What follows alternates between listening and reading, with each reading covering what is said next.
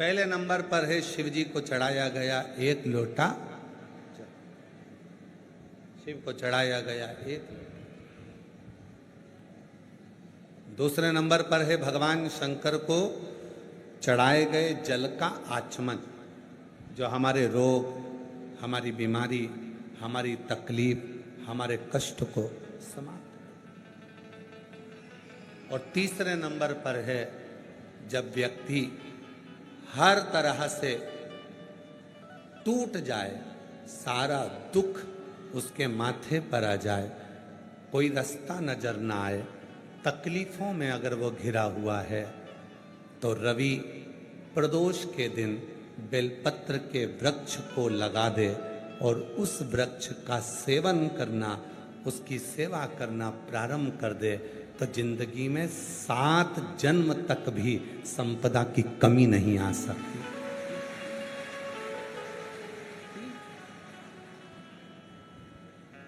तीन बार कौन कौन सी चीज है? जम के बोलो। पहले नंबर पर आवाज नहीं आई, जम के बोलो। एक लोटा जल। दूसरे नंबर पर शिव पर चढ़े हुए जल का, उस जल को पी। शिव कथा कहती है 3 चीजें हैं। पहले नंबर पर एक लोटा जल, दूसरे नंबर पर शिव पर चढ़ा हुआ जल का आचमन, और तीसरे नंबर पर है रविवार के दिन प्रदोष पड़े और उस दिन लगाया गया बेलपत्री का वृक्ष जीवन में 7 जन्म तक भी संपदा को कम नहीं होने देता। रवि प्रदोष में, रविवार का यदि प्रदोष का व्रत पड़ा है, रविवार के दिन यदि प्रदोष पड़ी है, उस प्रदोष के दिन प्रदोष काल में, प्रदोष काल जब सूर्य डूबने पर हो, चंद्र उगने पर हो, और उसी समय पर जो प्रदोष काल होता है, उस प्रदोष काल में यदि एक बेलपत्री का वृक्ष कहीं पर लगाया गया है और उस बेलपत्री के वृक्ष को आप हमेशा स्मरण करना प्रारंभ कर दें, प्रदोष के दिन उसके नीचे दीप लगाना प्रारंभ कर दें, कभी किसी के आगे हाथ फैलाने की जरूरत नहीं पड़ती, अपन स्वयं प्रभु। रवि प्रदोष, भौम प्रदोष, ये 2 प्रदोष ऐसे हैं। एक भौम प्रदोष भी ऐसा ही।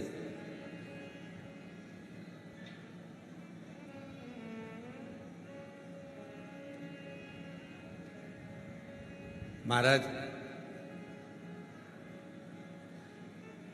मंगलवार का दिन हो, डॉक्टर ने भी कह दिया हो कि इसको 20 साल तक औलाद नहीं हुई, 25 साल तक नहीं हुई, 30 साल तक नहीं हुई, 18 साल तक भी इसको औलाद नहीं हुई, 30 साल हो गए औलाद नहीं हुई, और सब तरह से जब हार जाओ, भौम प्रदोष के दिन, प्रदोष काल में शिव जी के मंदिर में शंकर के शिवलिंग पर 3 जगह पर कनेर का पुष्प समर्पित करना प्रारंभ करें। पहला अशोक सुंदरी की जगह पर, दूसरा जहां शिवलिंग रखा हुआ है उस जलाधारी पर, कटी पर, और तीसरा शंकर भगवान के शिवलिंग पर पुष्प कनेर का रखना प्रारंभ कर दो। उसमें से अशोक सुंदरी वाले पुष्प को घर लेकर आना प्रारंभ कर दो। भौम प्रदोष के दिन 4 से 5 भौम प्रदोष करोगे और एक दिन मेरा बाबा तुम्हारा गर्भ ठहरा देगा और बाबा की कृपा से तुम्हारे घर में संतान। भौम प्रदोष। जितनी रवि प्रदोष की प्रबलता है, रवि प्रदोष क्या करता है? धन देता है, संपदा देता है, वैभव देता है। जो बेटे बेटी, नवयुवक बेटा बेटी जितने भी कंपटीशन एग्जाम में बैठते हैं, जितने परीक्षा देने के लिए बैठते हैं, जितना कंपटीशन एग्जाम में बच्चा बच्ची बैठते हैं और वो आखिरी में ये विचार करते हैं कि मैं ये सीए क्लियर नहीं कर सकता, मेरा ये पार्ट क्लियर नहीं होगा, मैं आईएएस ऑफिसर नहीं बन सकता। मन से ये निकालना छोड़ दो कि मैं ये नहीं बन सकता। अगर आपने रवि प्रदोष के दिन प्रदोष काल में एक बेलपत्री के वृक्ष को कहीं पर भी लगाया है और प्रत्येक प्रदोष पर जाकर आप उसके नीचे अगर दीपक लगा रहे हो तो तुमको तुम्हारी मंजिल तो मिलकर रहेगी ही, चाहे कुछ नहीं। रवि प्रदोष की इतनी महत्वता है।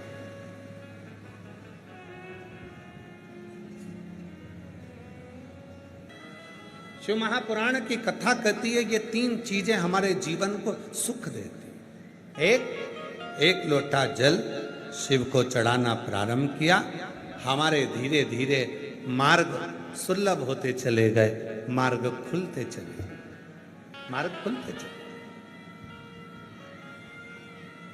सुलभ हो गए मार्ग।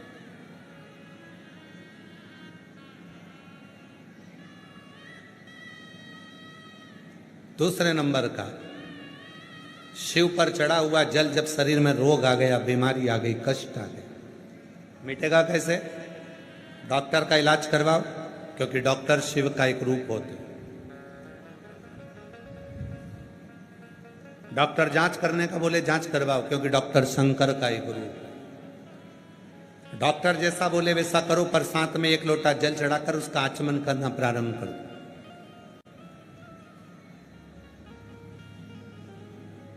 मिल जाए कुबेरेश्वर धाम का यदि रुद्राक्ष, उसको तांबे के लोटे में गलाओ, सुबेरे शिव जी को जल चढ़ाओ, उस जल को लेकर आ जाओ, वो जल आचमन करना प्रारंभ करो।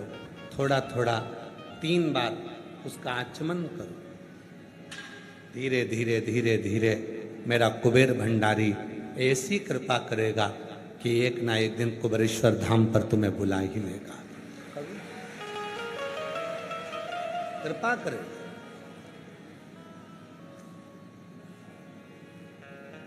मछुआरे ने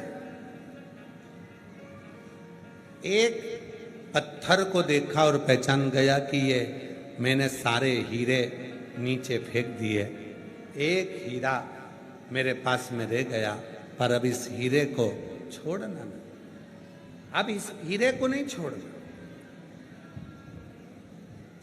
कुबेरेश्वर धाम पर आए हुए शिव भक्त ये सोचकर नहीं आए थे तो कि उनको ये कथा मिल जाएगी। बोलो बोलो ईमानदारी से आए थे क्या सोच के कि आपको शिव पुराण की कथा यहां मिल जाएगी? दुनिया के लोग कहां कहां जाते हैं कथा श्रवण करने के लिए, फिर वहां जाकर लोगों का मुंह झूठा कराते हैं। आप लोगों को तो ये कुबेरेश्वर धाम पर कथा भी मिल गई, और कई कई ऐसे भी हैं उन्होंने मौका में चौका भी लगा दिया कि कहीं पानी की बोतल बांट दी, कहीं बिस्कुट बांट दिया, कहीं टॉफी बांट दी कि आप कहाँ जाकर बांटेंगे, यहीं पर कथा भी हो रही है और बाबा का भजन। सोचा नहीं था आपने कि कथा मिल जाएगी। और कई माताएं तो ऐसी हैं, कई मेरी जीजियां ऐसी हैं, कई मेरे जीजा ऐसे हैं, कई बेटियां ऐसी हैं, कई बेटा ऐसे हैं, जो तो पंडाल में बैठे बैठे सो रहे थे, उनको तो मालूम ही नहीं था कि कथा होगी। रुद्राक्ष मिल गया आप लोगों को, जम के बोलो, जल चढ़ गया, कंकर शंकर पूजन हो गई, बट वृक्ष का दर्शन हो गया, बटकेश्वर पूजन हो गया, भोजन हो गया, सब हो गया। बस एक ही चीज बची थी, कथा, वो भी मिल गई।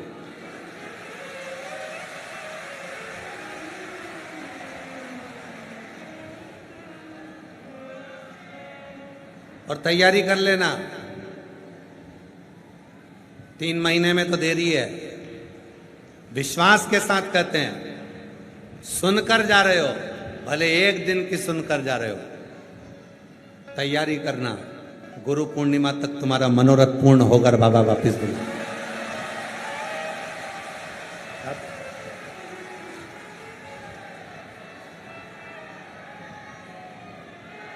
यहां से जाओ तो बैग में खाली नहीं करना अपने को, अपन बोल के जाना, बाबा सुना है कुबेरेश्वर धाम पर बैठकर कथा सुनी जाती है, कंकर शंकर पूजन करी जाती है, रुद्राक्ष लिया जाता है, बड़ के पेड़ का दर्शन किया जाता है, जल चढ़ाया जाता है और कथा का लाभ मिलता है, बेग खोला नहीं जाता, बाबा वापस बुला लेता है मुझे भी। तैयारी रहे। शिव कथा कर रही है, भगवान शंकर का पवित्र चरित्र कर रहा है। बहुत दूर दूर से आते हैं, कंकर उठाते हैं, 5 कंकर को रखकर पूजन करते हैं, 4 कंकर वहीं छोड़ते हैं, 1 कंकर साथ लेकर जाते हैं, दिल से बाबा को प्रार्थना करते हैं, उसका फल तो मिलता है, फल तो प्राप्त। शिव तत्व है, और जब विश्वास होता है तो परमात्मा कृपा करता है। एक छत्तीसगढ़ का एक स्थान है, अच्छा पवित्र स्थान है, छत्तीसगढ़ का तीर्थ है शिवरी नारायण। जो छत्तीसगढ़ वाले होंगे वो जानते होंगे। कोई है छत्तीसगढ़ का यहाँ पर? हाथ उठाओ जरा छत्तीसगढ़ वालों। अच्छा है, बहुत सारे हो, रखो रखो रखो। छत्तीसगढ़ में एक स्थान है शिवरी नारायण। विश्वास वाली बात देखिए, शिवरी नारायण की एक कथा आती है और पूरे छत्तीसगढ़ वालों को शिवरी नारायण पर गौरवान्वित होना चाहिए। पवित्र तीर्थ है शिवरी नारायण। बहुत सालों पहले हम भी गए हैं वहां।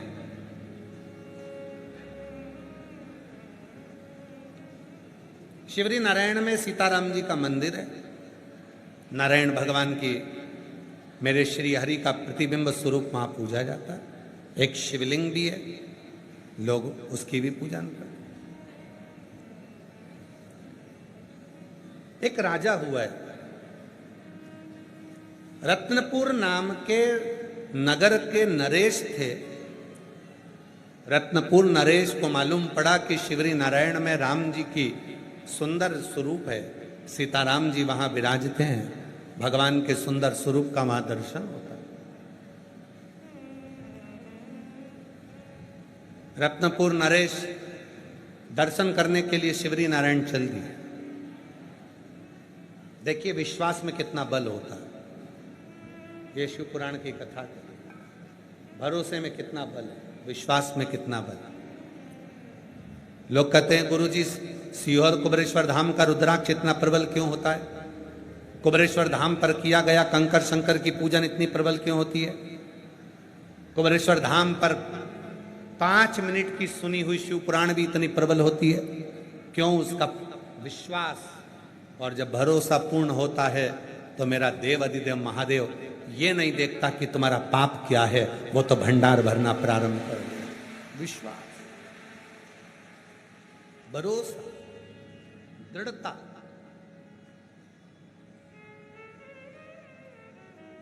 रत्नपुर नरेश को मालूम पड़ा कि शिवरी नारायण में भगवान सीताराम जी विराजमान।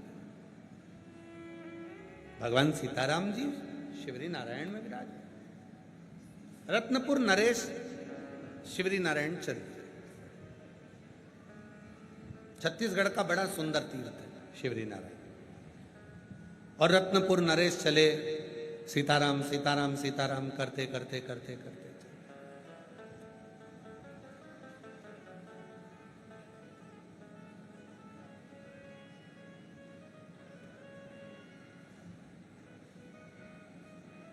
पर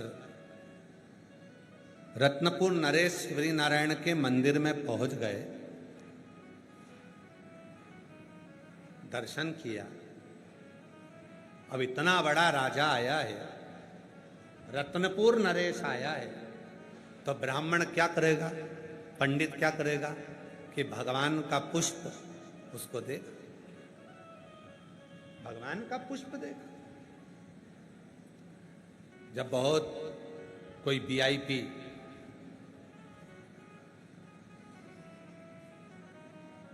बहुत वीआईपी जब कोई मंदिर में जाता है तो पंडित जी जो भगवान पे चढ़ा हुआ ही फूल है, पत्र है, वो उसको दे देते हैं। अब शिवरी नारायण में दर्शन करने के लिए रत्नपुर नरेश पहुंच गए। और रत्नपुर नरेश ने जैसे ही शिवरी नारायण में सीताराम सरकार का दर्शन किया, भगवान श्री हरि का दर्शन किया, पंडित जी ने एक कमल का पुष्प उनके मस्तक पर चढ़ा था, भगवान राम जी के, भगवान नारायण के, वो पुष्प उठाकर पंडित जी ने वो पुष्प रत्नपुर नरेश को दे दिया। रत्नपुर नरेश को जैसे ही कमल का पुष्प मिला, उस कमल के पुष्प में एक बाल लगा हुआ था,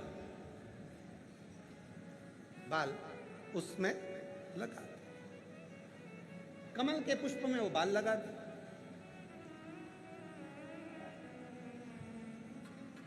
राजा को गुस्सा आ गया। शिव पुराण कहती है, किसी तीर्थ में जाना, मंदिर में जाना, तो वहां की बुराइयां नहीं निकालनी, बुराइयां नहीं।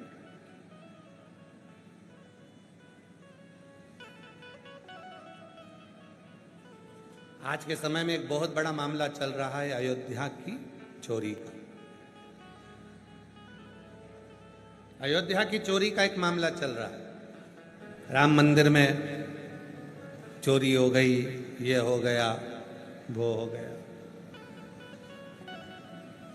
हमें समझ में नहीं आता कि सालों पहले मुगलों ने हमारे सनातन धर्म के मंदिरों में जो चोरी करी थी, वो मुद्दे को लेकर क्यों नहीं आते जो आज अवध के मुद्दे को लेकर आते।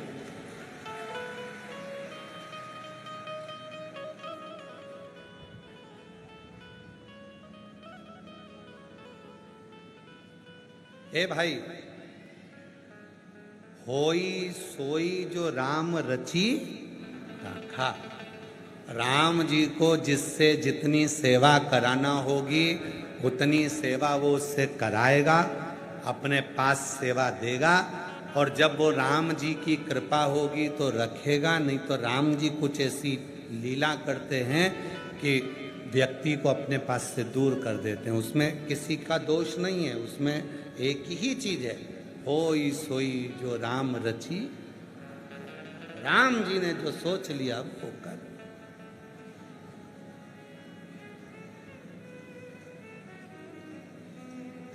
हम क्या करने जा रहे हैं अवध में? भगवान श्री राम जी का दर्शन करने। रत्नपुर नरेश क्या करने गए थे? शिवरी नारायण में भगवान सीताराम जी का दर्शन करने के लिए। ब्राह्मण देवता ने क्या करा? कमल का पुष्प उठाकर दे दिया, कमल का पुष्प उठाकर दिया। महाराज, उस कमल के पुष्प में एक बाल लगा हुआ था। रत्नपुर नरेश को क्रोध आ गया, ये किसका बाल लगा है और तुमने बाल लगा हुआ ये पुष्प हमको दे दिया? गुस्सा हुआ। शिव पुराण कहती है, रत्नपुर नरेश को जो कमल का पुष्प दिया गया उसमें बाल लगा हुआ।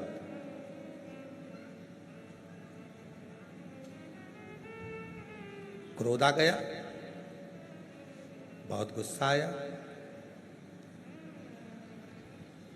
ये किसका बाल है जो पुष्प पर लगा हुआ है? तुम जानते नहीं हो मैं राजा हूं,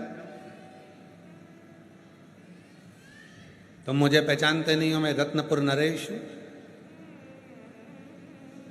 पंडित जी घबरा गए, उनके मुख से निकल गया, ये बाल भगवान राम जी का है।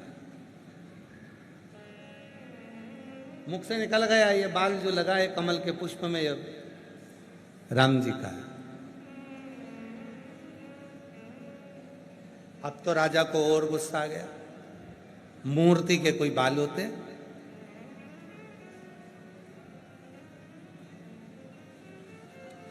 पंडित जी के मन में आया, बहुत बड़ा फंसा। राजा ने कह दिया, यदि राम जी के बाल मूर्ति में नजर ना आए, बिल्कुल ऐसा कैसा ही बाल होना चाहिए, कल मृत्यु दंड दे दिया जाए।